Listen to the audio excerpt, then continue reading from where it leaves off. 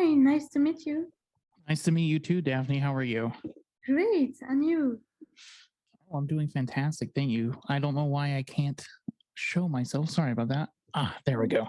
oh, My old age is getting very caught up to me with technology. Yeah, I guess we can go ahead and get started. I'm from macabredaily.com, and I just had a few questions about King on Screen.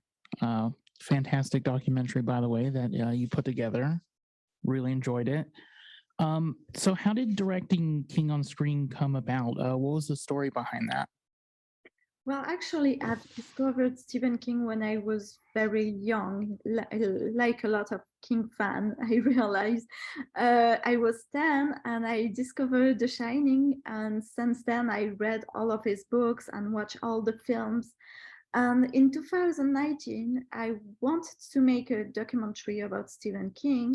And watching over that we made, I thought it's a shame because we talk a lot about the author, and a lot about his books, but I thought he's the most adapted living author. So it could be great, to have the director's point of view because there are so many.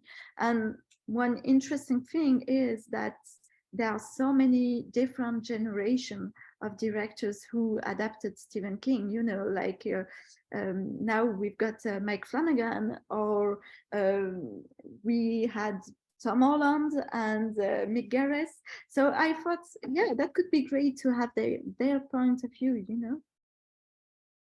Yeah, absolutely. It kind of actually, you kind of answered my second question about Sorry. having an all-time favorite Stephen King movie or book. It sounds like The Shining was your favorite.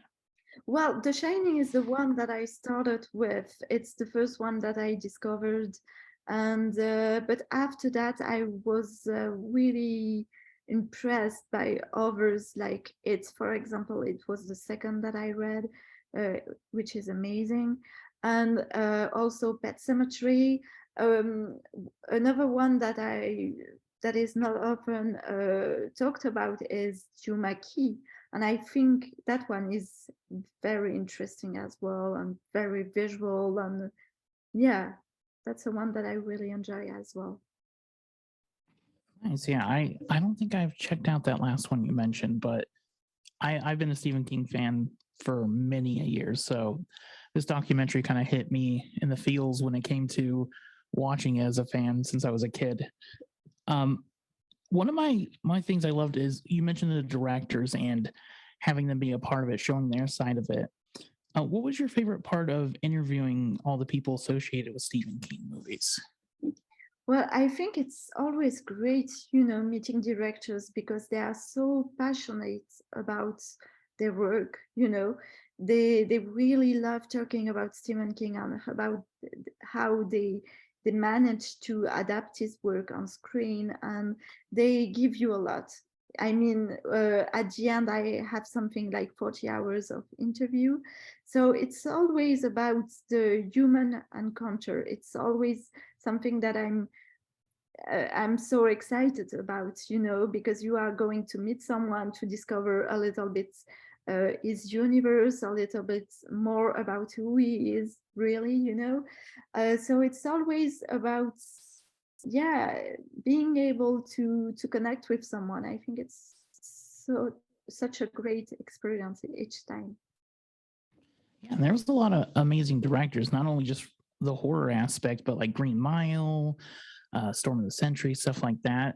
Um, it kind of showed a lot of versing the theatrical versus the TV movie series. Did you have any preference when you watched these as a fan, whether the movies or the TV versions, or did you just kind of have a healthy mix of both that you enjoyed?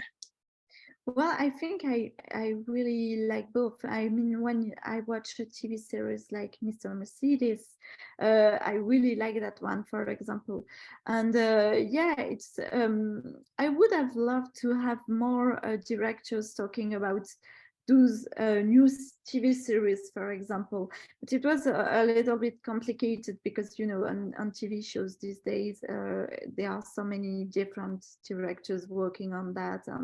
And so we tried to approach some of the creators, but it was difficult. But at the end, one film that I really love is the Green Mile. So I was happy to have Frank Darabont in the documentary, because the Green Mile is really my favorite film. So it was great having him in the documentary.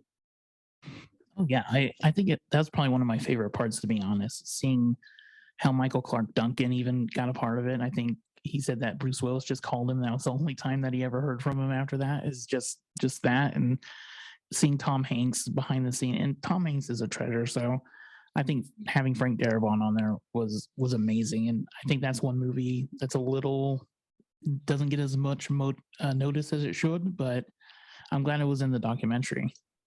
Yeah, it was really important for me as well, because I wanted to show the different faces of Stephen King as well, you know, because he's always described as the master of horror.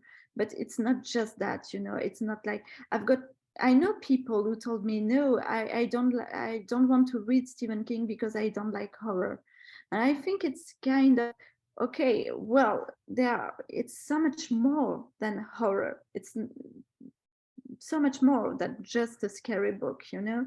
And when you see films like Shawshank Redemption or The Green Mile, uh, you can see how Stephen King is a complete artist in some way, because he's able to write about everything, and he is very good when he is writing some humorous things, you know, as well. He's got a great sense of humor, for example.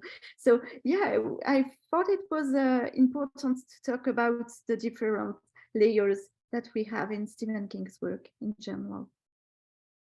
Absolutely. And I think one of my favorite things that you did regarding his work is you got a chance to act in the intro and kind of end of the documentary, and you got to be on screen with some amazing actors from his films. Do you have any great stories about that, or any favorite parts that you enjoyed from that experience? Oh, well, that was a great journey, actually, because we really wanted to give the audience the feeling that they were entering into Stephen King universe.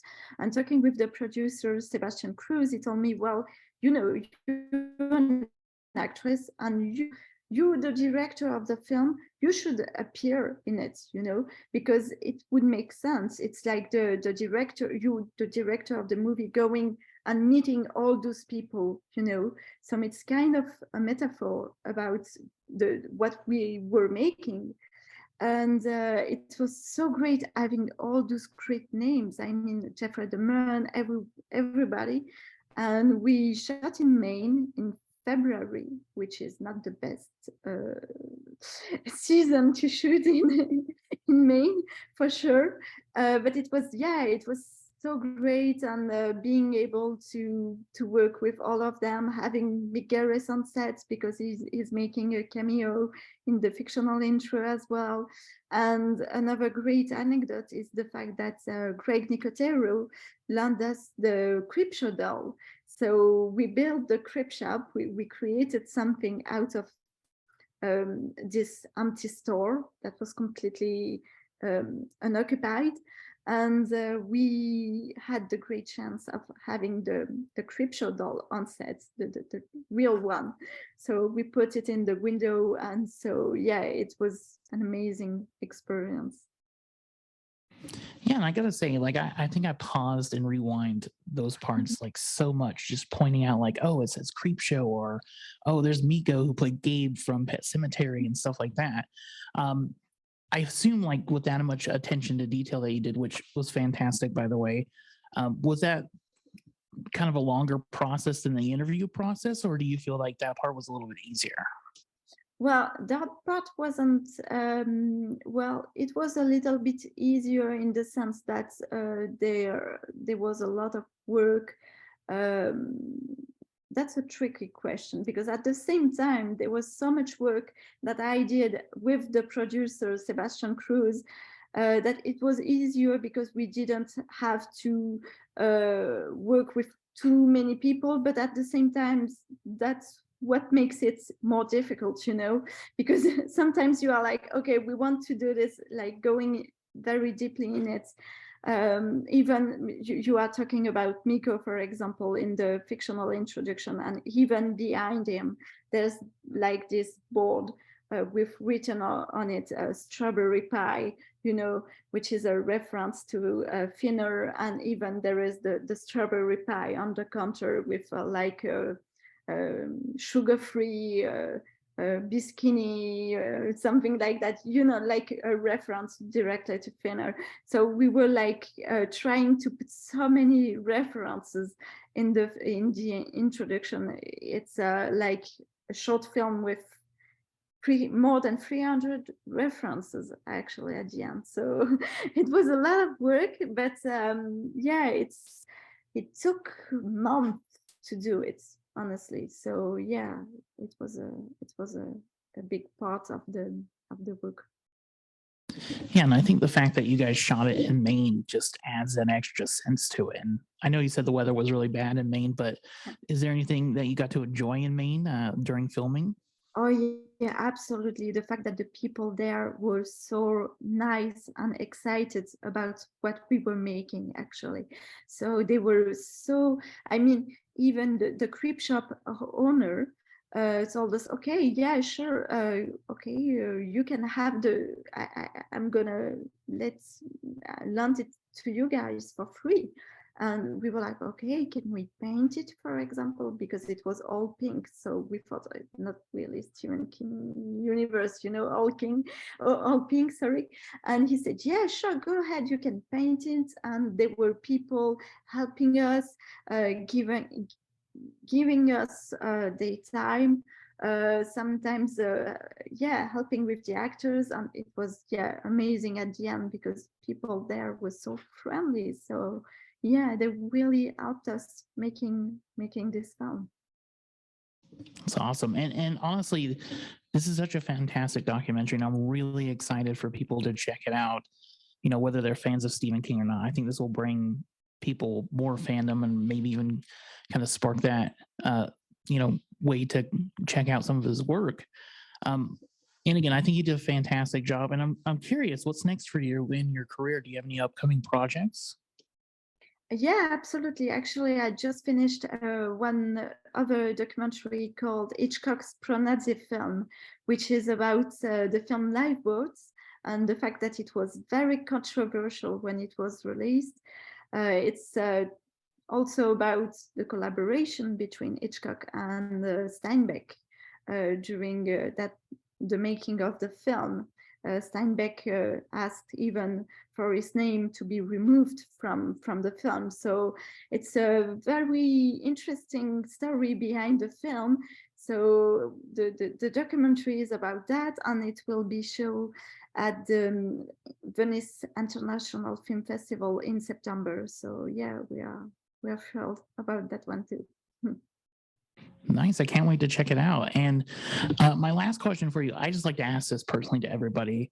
Are there any movies that you're excited to watch or you rewatched during the Halloween season, like your go-to horror movies that you enjoy?